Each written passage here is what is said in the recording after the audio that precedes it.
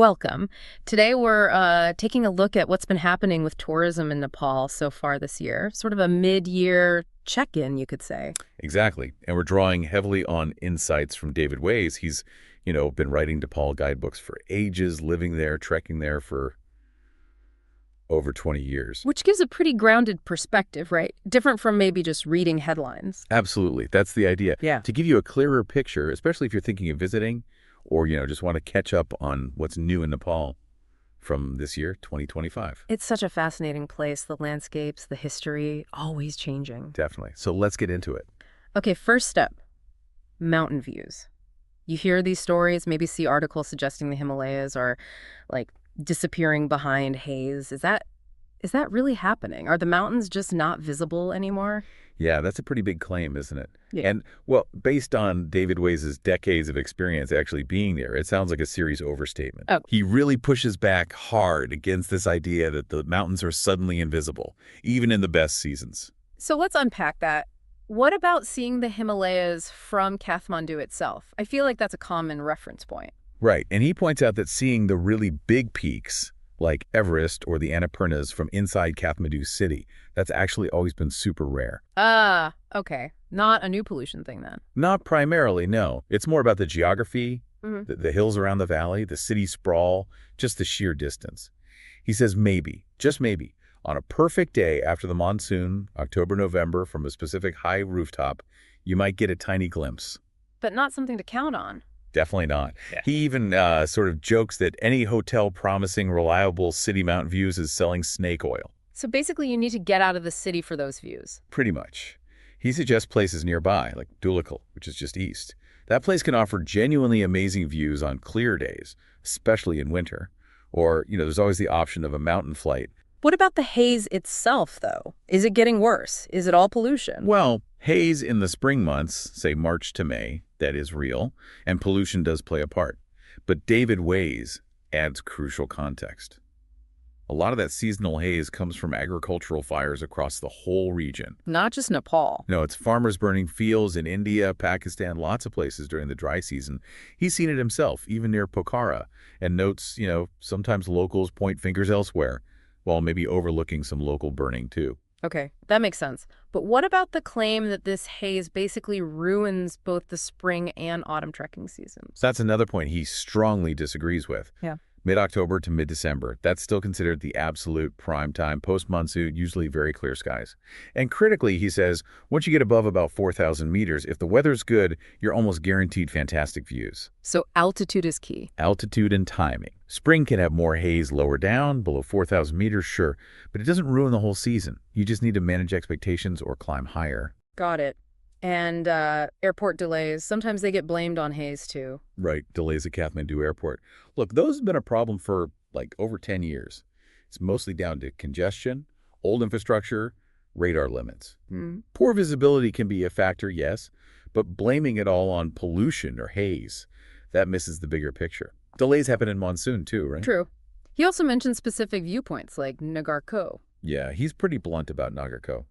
Says it's never been a truly great Himalayan viewpoint. Its reputation's kind of inflated, maybe from old guidebooks. Really? Not even for Everest? Says even on a clear day, you'd need binoculars and a good dose of imagination to see Everest from there. He actually notes a hotelier there shifting focus to culture, which he thinks is smart, but the viewpoint itself, always oversold. He suggests Dhulikhel again as a better, often cheaper alternative for similar, though still distant, views. Interesting. And the Annapurna region, someone mentioned having hardly any luck seeing peaks. Yeah, that's just too vague for someone who knows the area. Annapurna is massive. He suspects if someone says that, they're probably at a lower viewpoint like Sarankat near Pokhara, which isn't great for the really big peaks anyway. Okay. On the main treks, like Annapurna Base Camp or the circuit, once you're above 3,500 meters, haze is rarely the issue, especially in peak season. If someone had bad visibility, he's pretty sure it was just clouds, weather, unpredictable. Yeah. Not persistent haze. Clouds happen in mountains. Exactly. He actually recommends Kaskikut, near Pokhara, as a better viewpoint than Sarankat, a little insider tip from his guides. Now, there was this claim from a guide about a 40% business drop just because of haze, and suggesting trekkers should be compensated for bad views. David Ways finds that, let's just say dubious and, frankly, absurd. A 40% drop only from haze. He points to much bigger things affecting trekking lately. Like what? Like the 2023 ban on independent trekkers, now you need a guide. Costs going up for everything. Even, sadly, recent plane crashes impacting confidence. Blaming just haze. Doesn't add up for him. And compensating for weather. He calls that totally unrealistic. Mm-hmm. And maybe even a red flag for a scam, honestly. Weather's just part of mountain travel, anywhere in the world. You pick the best season, hope for the best, but guarantees, no way. Okay, so summing up the haze part. Yes, air pollution is a real issue in South Asian cities. Seasonal fires add to it. But the idea that the Himalayas are, like, gone, only visible in old photos, that's just not true. That's exactly his point. He acknowledges the pollution in Kathmandu, Delhi, Lahore vehicles, construction, burning waste, and the seasonal fires. But he stresses that the main trekking seasons, especially mid-September to mid-December, still offer amazing views if the weather plays ball. He saw it himself in Langtang last November. Clear peaks. So the sensational headlines are misleading. He feels they ignore the reality. Nepal's mountain weather is changeable day to day. Sure, clouds, fog, that happens. But overall, during the peak seasons, it's generally reliable. You get plenty of clear spells if you pick the right time and place. So for trekkers wanting those views, the advice is Time it right. Mid-September to mid-December is best. Go higher. Aim for above 4,000 meters if possible. Choose viewpoints known for actual vistas, not just hype. And, manage expectations about the weather. It can change fast. good practical tips. He also mentioned Nepal making some progress compared to neighbors. Yeah, like moving towards hydropower, promoting electric vehicles. Small steps, but positive directions compared to some regional trends. His final word, the mountains are definitely still there, waiting to be seen. All right, let's shift from the views to the peaks themselves. Everest saw quite a bit of action this season. It really did. Big news was Kamirita Sherpa, Everest man. He summited for the 31st time this year. 31, that's just wow. Incredible, isn't it? He broke his own record. Again, he's 55, was guiding an Indian Army group. His company hailed him as a national hero, a global symbol. Does he make a big deal of the record? Famously, no. He often says it's just work. Appreciates the recognition, sure, but says records are made to be broken, and he's happy his climbs bring attention to Nepal. The source mentioned he did the traditional puja ceremony before climbing, which is important. Anyone else notable? Kenton Kool also broke his own record for non-Sherpa climbers, his 19th Everest summit this season. 19. So lots of people climbing. That brings challenges too, doesn't it? Overcrowding environment. Definitely. Over 1,000 permits issued across the Everest region this season. So yeah, worries about crowding, especially on summit days, are real. And the environmental impact is a constant concern. The source specifically mentioned that rule from last year, climbers have to bring back all their own waste, including human waste. That's a huge logistical challenge up there. Wow, okay. Switching slightly, there was an amazing story about someone being saved on Everest. Yeah, truly incredible. A guy from the UK, David Sullivan, he founded an organization creating lifesavers, focuses on CPR, getting defibrillators out there. He actually installed one at Camp 2 on Everest. That's around 20,000 feet or 6,000 meters. At Camp 2? That's high. Seriously high. And just 2 weeks later, he gets a message from Pemba Sherpa saying they used it. It saved a young French climber, Cecile. Her heart had stopped. No way. Who used it? A Dutch climber, an Austrian climber, and Pemba Sherpa. They successfully used the defibrillator. That must have been unbelievable for Sullivan. He said hearing it saved a life was the most amazing thing he'd ever done. Apparently, he was motivated because he lost 4 friends young to heart problems. So besides this defib, he's been doing CPR training, donating equipment in Nepal. Just shows how vital those resources are at altitude. Absolutely crucial. Okay, another thing that got people talking was a super fast ascent. Yes, the 7-day Everest project. 4 British guys, former special forces. They aimed to climb Everest incredibly quickly. And did they? They did. Got to the summit in under 5 days, crucially without doing the usual weeks of acclimatization, climbed up and down the mountain itself. Wait, how is that even possible? Don't you have to acclimatize on the mountain? Well, that's where the controversy comes in. Their method was intense. 3 months before even going to Nepal, they lived and slept in hypoxic tents, simulating altitude. Right, pre-acclimatization. Exactly. And then, according to the expedition organizer, Lucas Furtenbach, they also had xenon gas treatment at a clinic in Germany just before the climb. Xenon gas, what's that supposed to do? The claim from the organizers was that it helps protect the body against altitude sickness, maybe even boosts red blood cells. They framed the whole thing, the pre-acclimatization plus the gas, as this scientific A breakthrough. breakthrough for safety. That was the argument, making climbing safer by cutting down the time spent in the death zone, reducing risks from traffic jams, long exposure. They also said it had a lower environmental footprint. But the climbing world wasn't entirely Not convinced. at all. Big skepticism. Mm. Critics, including the International Climbing and Mountaineering Federation, doubted the science behind xenon improving performance, warned it could even be dangerous if used wrong. Other experienced climbers saw it as, a shortcut, raising ethical questions about fairness, the spirit of mountaineering. Is it still climbing if you're using these external aids? Yeah, that's a tricky one. And the source material is very clear with a warning. Nobody should try to copy this speed without the exact same massive support system they had. The controlled pre-acclimatization, the gas, the medical team attempting it otherwise, essentially a death sentence. Hmm. Huge risk of Hay P or Hay C, that's fluid in the lungs or brain, and rescue would be almost impossible at that speed. Right, crucial context. It wasn't just four guys running up the mountain. Absolutely not. Massive safety net. Plus, they were doing it for charity, which adds another dimension. Okay, let's move away from Everest now and look at some broader conservation stories. Some positive news, I believe. Yes, definitely. One really exciting thing highlighted was the return of the Asian small-clawed otter to Nepal. Return. Had they been gone long? Officially, yes. They hadn't been recorded in Nepal for 185 years.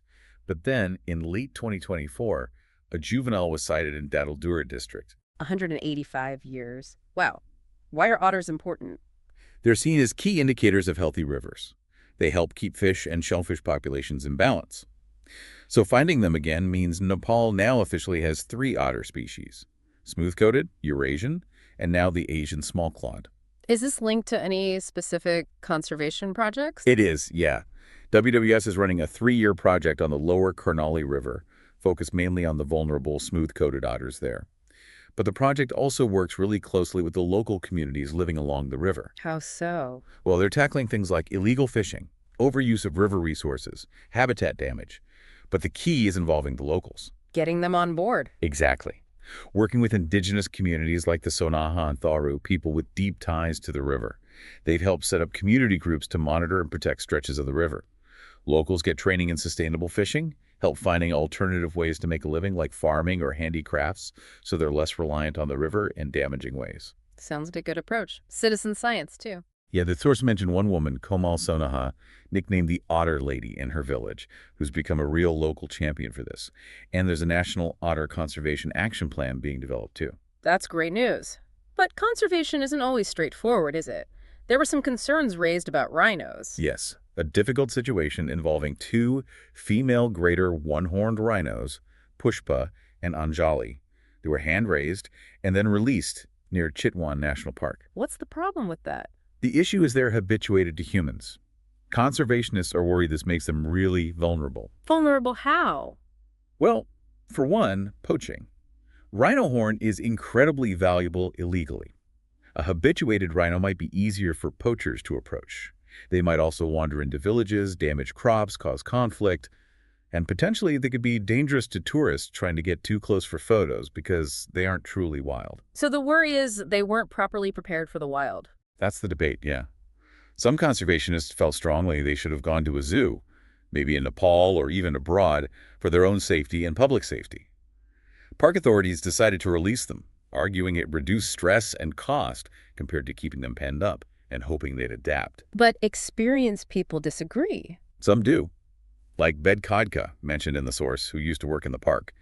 He really stressed the increased poaching risk with habituated animals. It's tough because Chitwan has actually done a great job increasing the overall rhino population, nearly 700 now. But poaching is still a threat. Is there another rhino involved? There's a younger calf, Pooja, still being cared for, so the discussion continues about her future to release or zoo placement. It's not an easy call. Any other conservation efforts mentioned? Briefly, yes. The work of Rishu Bashal was noted. She's focused on combating the illegal trade in wild orchids and mare's yew trees. Those are poached for traditional medicine. How's she tackling that? Through things like habitat restoration, supporting community forests, and even developing an ID app to help law enforcement stop the illegal trade. Important work. Definitely. Okay, let's shift focus again, this time to development, infrastructure, and sort of the aftermath of the earthquake. What's the latest with Pokhara Airport? Ah, yes. There's been quite a bit of noise recently. Hmm. Public calls for a proper investigation into alleged corruption related to the building of the Pokhara Regional International Airport. Corruption. Who's calling for the investigation? Notably, the former finance minister, Poon, he specifically asked the CIAA, that's the main anti-corruption body in Nepal, to conduct a thorough, impartial investigation. What are the specific allegations? What are they looking into? Well, the source mentions claims swirling around, like figures up to Rs 14 billion in potential corruption, issues about cutting down Ritapani Hill near the airport, questions about customs and VAT exemptions apparently around Rs 2 billion might need recovering, and also allegations that CACAN, the Civil Aviation Authority, might have bought goods themselves under the construction contract model, the EPC model, when maybe the contractor should have handled that. The former finance minister stressed it needs a technical probe, not just political fighting. Politics aside, the airport's also struggling operationally, isn't it? That's a huge part of the story, yes. The big problem is the lack of direct international flights, especially to major Indian cities nearby Varanasi, Delhi, Lucknow, Calcutta. Why is that so important? Because Pokhara was built as a regional international airport. It's meant for flights within a 5-6 hour radius. Without those direct India connections, its potential is seriously hampered. It would be massive for tourism, particularly for Indian pilgrims heading towards Muktinath, which is accessed via Pokhara. So a potentially great asset, but not fully utilized yet? Exactly. Lots of potential, but needs those connections. Were any other transport things mentioned in the source material? Even briefly? The list of sources did mention plans for a Muktinath cable car, which would be significant for pilgrims, and also a planned nationwide public transport strike back in June 2025. But we didn't get detailed info on those for this discussion, just noting they were part of the news mix. Understood. Now, a really significant milestone this year. It's been 10 years since the massive 2015 earthquake. How is the reconstruction looking? It's a really mixed picture, honestly. 10 years on, you remember, nearly 9,000 people died, millions lost homes. The world pledged a lot of aid, about $4.1 billion. The U.S. alone put in $130 million. Huge sums. But David Ways asks, where did it all go? That's the million-dollar question, or rather the $4 billion question. And the answer, based on his decade of observation, is complicated and, frankly, often frustrating. How so? The National Reconstruction Authority, the NRA, was set up to manage it all. But even getting the pledged money was tough. They estimated they needed more like $6.7 billion anyway. And tracking where the money did go, he calls it a transparency black hole. Bureaucracy. It delays. All of that. Bureaucracy, political infighting, funds getting stuck, potential corruption lower down. Money was slow reaching people. He saw some good NGO work, sure, but also poorly built shelters by what he called aid tourists, and heard worries about huge admin costs eating up donations. An official probe back in 2018 found only about 60% of funds dispersed by 2017, and even then, tracing actual outcomes was hard. So the recovery on the ground varies wildly depending on where you look. Massively. He gives some really stark comparisons. Bhaktapur, he holds that up as a big success. Hi, Bhaktapur. Its Durbar Square temples are beautifully restored. He credits their unique model, using temple entry fees, local donations, direct community control. People could even sponsor individual bricks. Yeah. Very transparent, very community-led. Okay, that sounds effective. What about elsewhere? Bhutan? Bhutan's done pretty well on heritage sites, thanks largely to groups like the Kathmandu Valley Preservation Trust, KVPT. Most things are restored, though you still see some scaffolding. But then you look at Bungamadi. What's the story there? It's an ancient Nuwari town, hit really hard. 10 years later, maybe only 75% of homes are rebuilt. Many families still in temporary shelters, temples still in ruins. Really slow progress. And Kathmandu itself? He calls Kathmandu Durbar Square a mixed bag. Some major sites like Kastamandap and Trolokya Mohan Narayan are finally restored, finished in 2022 and just this year. But others, like parts of Hanumandoka Palace, are still badly damaged. It's patchy. And rural areas? That's where the struggle often continues most visibly. Places like Sindhupolchok, Makwanpur areas hit very hard. She reports many families still living in basic tin shelters, kids going to school in tents, 10 years on. It sounds like this whole experience really shaped David Ways' own work. Yeah, immensely. He said the earthquake tragically proved why documenting heritage was so urgent. When government records failed, his detailed guidebooks became almost accidental archives. That spurred him to get involved in 3D mapping, eventually setting up the Digital Archaeology Foundation to digitally preserve structures. And his other projects? The Kathmandu Valley Heritage Walks came out of that too, detailing sites, tracking reconstruction online. And seeing trekkers left stranded or unaccounted for led him to build missingtrekker.com. He also felt a real need to push back against inaccurate media reports at the time, like claims Bataan was gone, when it clearly wasn't, just damaged. Did it change his view on aid itself? Profoundly. He started out trusting the big official channels, but then saw the delays, the lack of transparency, the money not reaching the ground. He saw aid groups with new gear while people lacked shelter, saw scams pop up. So what's his takeaway? His reflection now is that he wishes he'd bypassed the big machine, used his platform to directly connect donors with specific people or projects he knew needed help with total transparency. He feels he put too much faith in the large agencies during the chaos. A hard lesson. He even drew a parallel to the more recent earthquake in Myanmar. Yeah, in March 2025. He noted the U.S. donation there seemed much smaller than what Nepal got in 2015. He wonders if that signals shifting global aid priorities. Maybe political factors, maybe just changing capacity. He speculates that if Nepal faced another big quake now, aid might be more influenced by geopolitics, with India and China playing bigger roles relative to Western aid than they did back in 2015. It's a sobering thought, but Bhaktapur's recovery still stands out as a positive model. It really does. It shows what's possible with transparency, community ownership, and direct focus. A real contrast to the complexities and frustrations seen with the larger aid effort elsewhere. Well, we've certainly covered a wide range today, from questioning those headlines about mountain views to the highs and lows on Everest, the crucial conservation work, and this really complex picture of infrastructure and earthquake recovery, especially around aid. Yeah, it's definitely a nuanced picture that emerges from these sources, isn't it? Nepal in 2025 clearly faces challenges: pollution, transparency issues, conservation dilemmas. But there's also so much resilience, real conservation wins, incredible human achievements, and significant recovery happening. And it seems pretty clear that Nepal's allure, its powerful draw for visitors and anyone interested in its story, that remains incredibly strong. Absolutely. The magic is still there. The culture, the landscapes, the people, it's potent. And it's always evolving, thinking about all this. Human adaptation at extreme altitude, conservation wins driven by local people, the tricky flow of international aid, trying to balance growth with preserving heritage. It leads to a bigger question, doesn't it? Something for you, the listener, to maybe mull over. How can responsible tourism, and maybe international support too, best navigate that tricky balance? Between modernization, preserving these unique local cultures and environments, and making sure the benefits actually reach the communities and places in Nepal that need them most. Thank you for joining us for this exploration into Nepal. If any of this sparked your interest in visiting or maybe learning more from someone with real deep, on-the-ground knowledge, then we definitely recommend checking out David Ways' work, his website, The Longest Way Home Nepal Travel website, and his guidebooks are just packed with practical insights built over all those years living and trekking there. yeah, fantastic resources. And you can find links to the specific sources we touched on today right there in the show notes if you want to dig into any topic further. It's always worthwhile staying informed about places like Nepal. We hope this chat gave you a clearer view of some important things happening there this year.